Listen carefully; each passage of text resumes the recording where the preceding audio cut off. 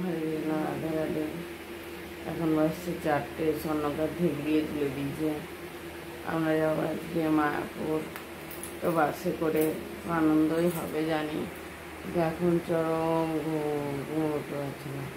স্বর্ণকার কি শুনবে? শোনার মানুষও 5টায় যাবো, 4টে বেজে গিয়েছে।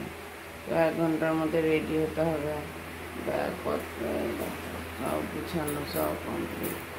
শুধু স্নান করবো, ঘর মুছবো, স্নান করবো, ব্যাস চা কাপড় করবো, বেরিয়ে যাবো। লাল্লা চলে গেছে মাসির বাড়ি। চলো ব্লগে তোমাদেরকে আরও বিশেষ জানাবো। আরও মজা আছে, আনন্দ আছে। তাই অন্ধকার আমি এখন স্নান করতে যাবো ব্রাশ করে। তো হরে কৃষ্ণ। তো বন্ধুরা আমরা রেডি, দেখো স্বর্ণকার রেডি, ধুতি একদম ড্রেস মেস পরে একদম নতুন জামা, আরে ব্যাগ একবার ঢাই ঢোপ্পর হয়ে আছে। তো রেডি, এবার বেরোবো।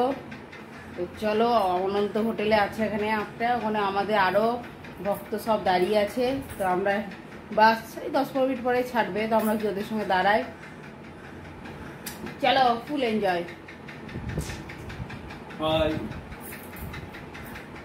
আমরা রাস্তায় হাঁটছি, ব্যাগ স্বর্ণকারকে বললাম বুয়াবো বলে আমাকেই ধরিয়ে দিয়েছে।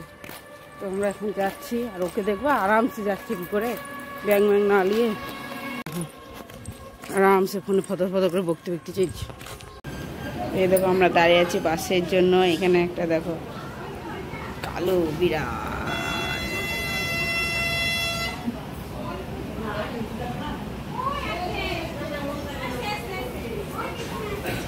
এসে বাস, বাবা এত করে ঠিক হলো কথা। চলো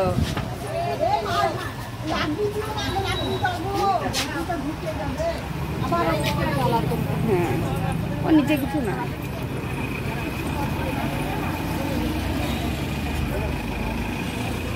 কইটা ওই তো আসছে নাকি? হ্যাঁ এইটাই এইটা গ্যারেন্টি, আমি ছবি দেখেছি, পাঠিয়েছিল গ্রুপে।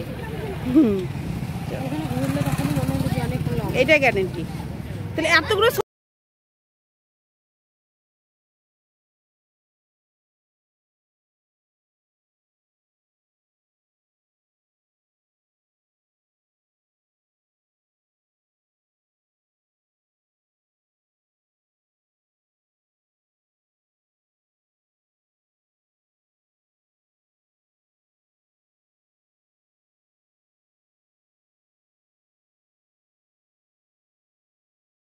সবারই সিট ঠিকঠাক বসানো হলো, সবাই ঠিক বসেও গেল।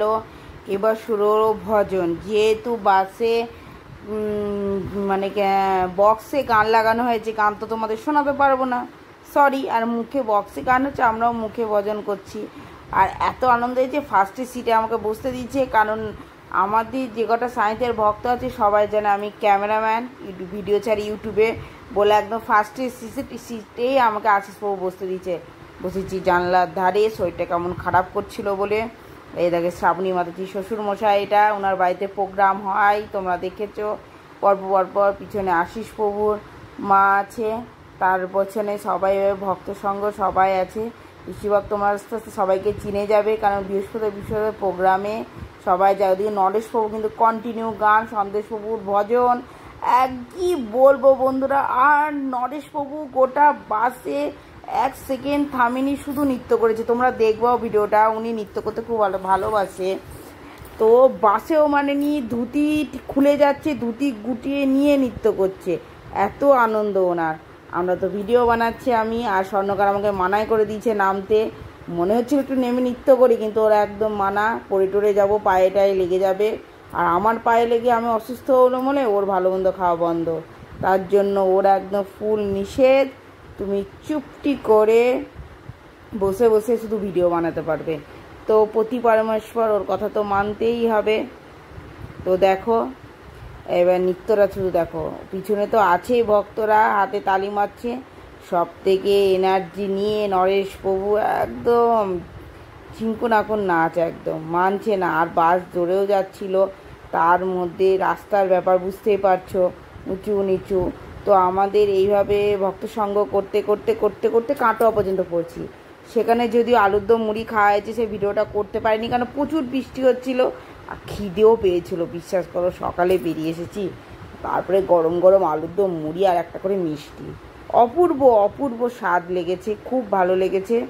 তো খেয়েছি, খেয়েও ভালো লেগেছে। তারপরে দেখো এদিকে টানাটানি চলছে, এই চলো নাচবা চলো নাচবা চলো বলে আশিস বাবু টানাটানি শুরু করেছে। স্বর্ণকার আছে পিছনে মনে হয়, আর ওখানে নৃত্য করছে, এদিকে আশিস বাবু সবাইকে টানাটানি করছে। ভক্ত সঙ্গ বুঝতেই পারছো, আর ভক্ত সঙ্গে মায়াপুর বাসা একসঙ্গে যাওয়া মানে বিশাল আনন্দ। সেখানে ভজন কীর্তন, একা একা গেলে সে আনন্দ হয় না, বমি পাবো, অনেকে ভয় পায় বাসে উঠলে, কিন্তু ভক্ত সঙ্গে যাও, আনন্দ করো। পিছনে ঠাকুমাকে দেখছো তো, ঠাকুমার কম এনার্জি না, উনি এই বয়সে কোনোদিন মায়াপুর যায়নি, এত বয়স হয়েছে। তো আমাকে আমার সঙ্গে গল্প করছিল, ওর বলছিল মা তুমি আমাকে মায়াপুরে কী কী আছে দেখাবে। এদিকে স্বর্ণকার দেখো হেলে দুলে নৃত্য করছে, আমাকে কিন্তু নিয়ে যেতে নৃত্য করতে মানা করলো, নিজে কিন্তু আনন্দ করছে। দেখো কি বলবো বলো, কিচ্ছু বলার নাই, মানা করেছে যেহেতু, নৃত্য তো করা যাবে না। কোনো কারণে যদি পায়ে লেগে যায় তো তখন কেমন আমি বকা খাবো, তার জন্য চুপচাপ ওই গাড়ির মধ্যে একটু হাত হেলে দুলে ওইখানেই নৃত্য করছিলাম। স্বর্ণকার নেমে পুরো ফুল স্পিডে নৃত্য আরম্ভ করে দিয়েছে, নরেশবাবুর সঙ্গে আশিসবাবু নামিয়ে দিয়েছে, ভালোই আনন্দে আছে, আমার দিকে তাকাইছে, ও বুঝতে পারছে আমার মনের কথা, কিন্তু কিচ্ছু করার নাই। তো এইভাবে আনন্দ করতে করতে, রাস্তাটা কম না, 4-5 ঘন্টার রাস্তা আমাদের সাঁইথিয়া থেকে, তো ওই জন্য হালকা ফুলকা একটু আনন্দ না করলেও ভালো লাগবে না, একবারে বোরিং লাগবে।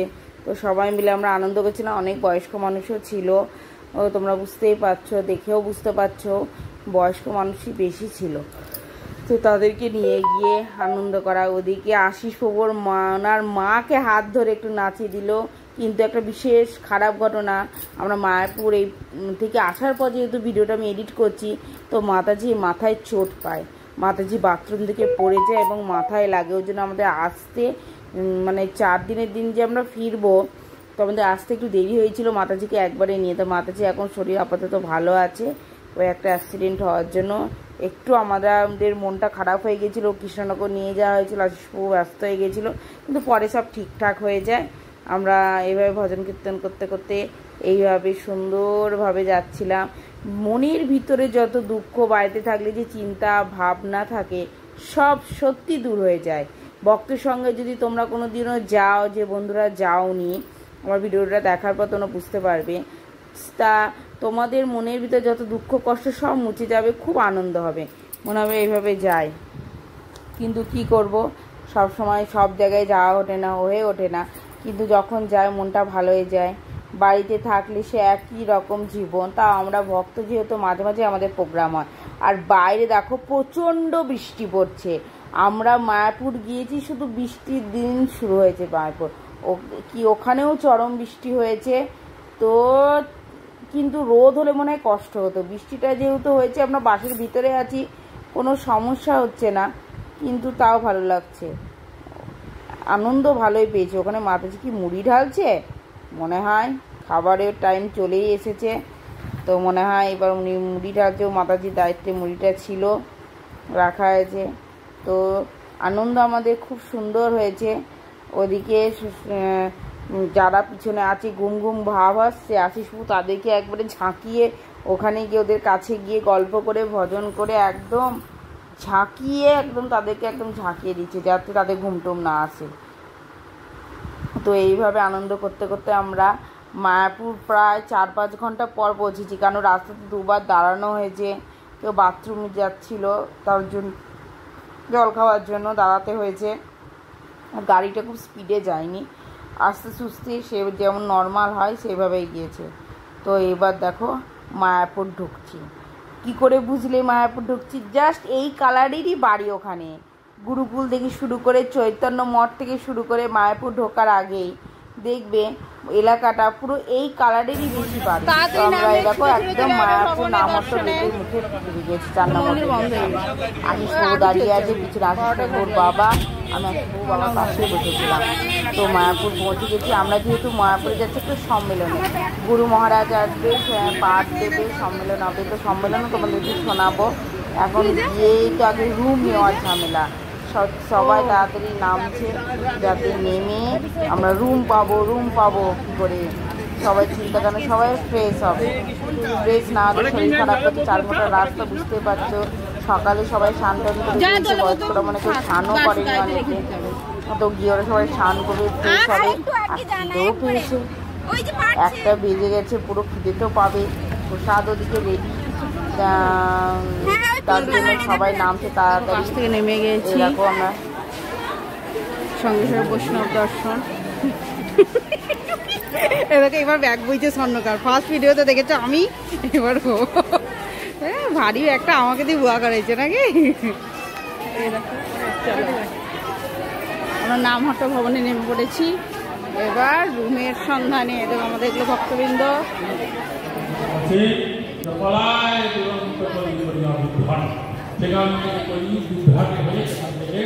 পালিয়ে যাবে, এই জন্য এই সংঘবদ্ধভাবে হরিনাম করার কথা বলা হয়েছে। তদপি রয়েছে আবার সাধু সঙ্গ, সাধু সঙ্গ সর্বশাস্ত্রে হয়, লবমাত্র সাধু সঙ্গে সর্বশক্তি হয়। এই হরিনাম সংকীর্তন যাতে করে আমরা এই সাধু সঙ্গের মাধ্যমে করতে পারি, সেই বলে শুরু মহাজনগণ প্রদান করে গেছেন।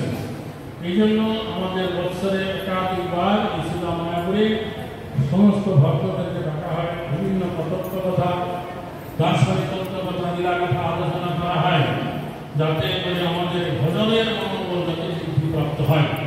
কারণ এই নামকের সদস্যরা মন্দির থেকে অনেক দূরে আসে, তারা ব্যবসা বাণিজ্য, কৃষিকাজ, চাকরি ইত্যাদি করার ক্ষেত্রে অনেক ভগবত ভক্তি বহির্মুখের সম্মুখীন তাদের হতে হয়, অনেক ভক্তি বিরোধী কথা শুনতে হয়, তাতে করে তাদের মনোবল ভেঙে যেতে পারে। এই জন্য তাদের মনোবল যাতে উদ্দীপ্ত হয়, উৎসাহ হয়, যার মধ্যে সাধু সঙ্গ করবার প্রয়োজন আছে। সেই জন্য বছর একবার প্রতিটা জেলায় ভক্তবন্দী মায়াপুরে ডাকা হয়। তদুপরি এই ফাল্গুনী পূর্ণিমা আগমন উপলক্ষে 8 দিন ব্যাপী নবদ্বীপ ধাম পরিক্রমা করা হয়। তদুপরি কার্তিক মাসে একবার ভোজমণ্ডল পরিক্রমা, ঠিক তারপর 4 দিন ব্যাপী শ্রীক্ষেত্র পরিক্রমা করা হয়। এগুলো করার উদ্দেশ্য হচ্ছে সাধু সঙ্গ করা এবং ভগবত ভক্তিমূলক কথা শ্রবণ করে তাদের ভজন বল বৃদ্ধিপ্রাপ্ত হবে। তো যাই হোক, আপনারা নবদ্বীপ ধামে এসছেন। এই নবদ্বীপ কথাটার মানে হল 9টা দ্বীপের সমন্বয়ে গঠিত, যা হচ্ছে অন্তর্দ্বীপ, সীমান্তদ্বীপ, ক্ষুদ্রদ্বীপ, তারপরে মধ্যদ্বীপ, কুলদ্বীপ, দ্বীপদ্বীপ, জন্মদ্বীপ, মোদদ্বীপ এবং রুদ্রদ্বীপ। এই 9টা হচ্ছে নবদ্বীপ ধাম।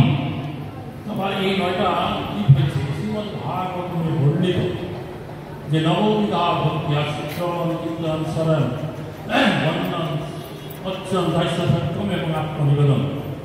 এক একটা দ্বীপ হচ্ছে এক একটা ভক্তির পাদদ্বীপ। এবং আপনারা এখন যেখানে আছেন, এটা হচ্ছে অন্তর্দ্বীপ শ্রী মায়াপুর, যা বৃন্দাবনে অভিন্ন গোকুল মহাবনের সমান। এখানে ব্রহ্মা তিনি মহাপুর দর্শন বিলাসী হয়ে এখানে দীর্ঘকাল তপস্যা করেছেন, গৌর নাম করেছেন, এবং এক সময় মহাপ্রভু কৌশল মূর্তিতে তাকে দেখা দিলেন এবং বলেন, কেন ব্রহ্মা তুমি এরকম করে তপস্যা করছো? তখন সেই ব্রহ্মা বলেছিলেন, আমি কৃষ্ণ লীলা বুঝতে পারলাম না, পরীক্ষা করতে গিয়ে অপরাধী হলাম।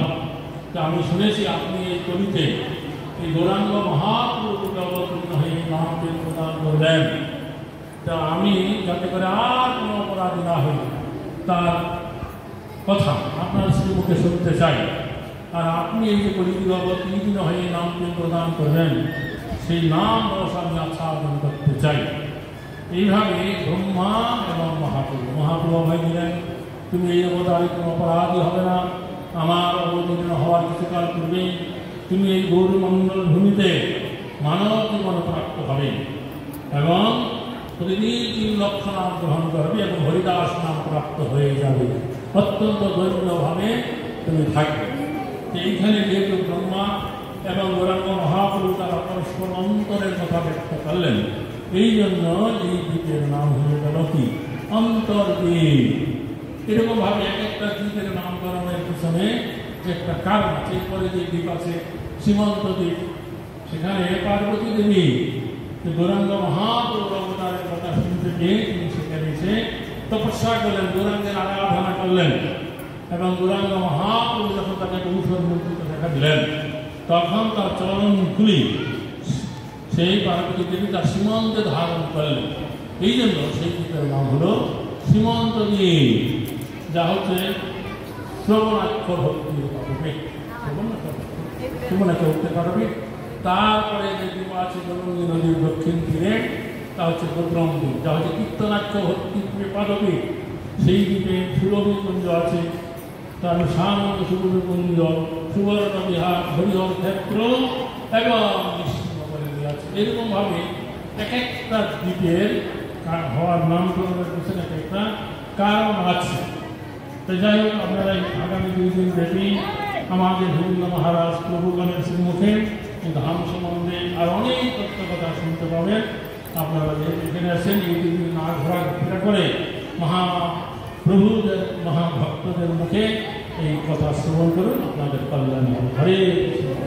জয় জগন্নাথ। হরে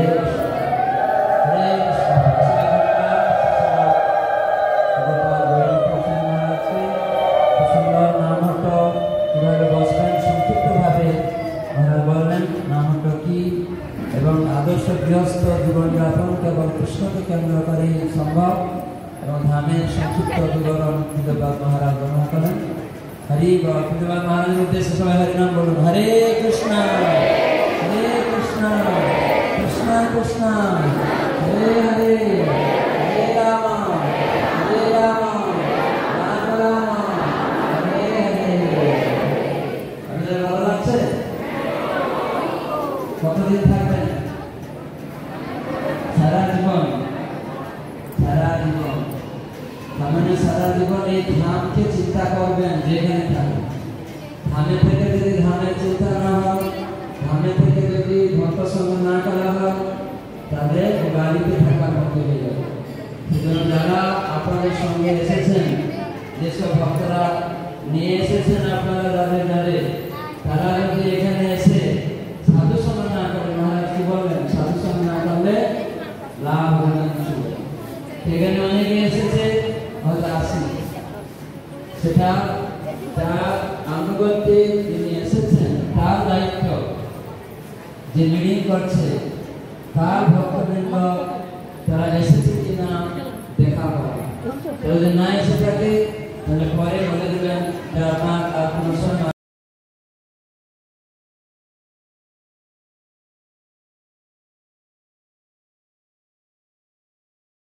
তো গুরু মহারাজের পাঠ দেওয়া হয়ে গেল।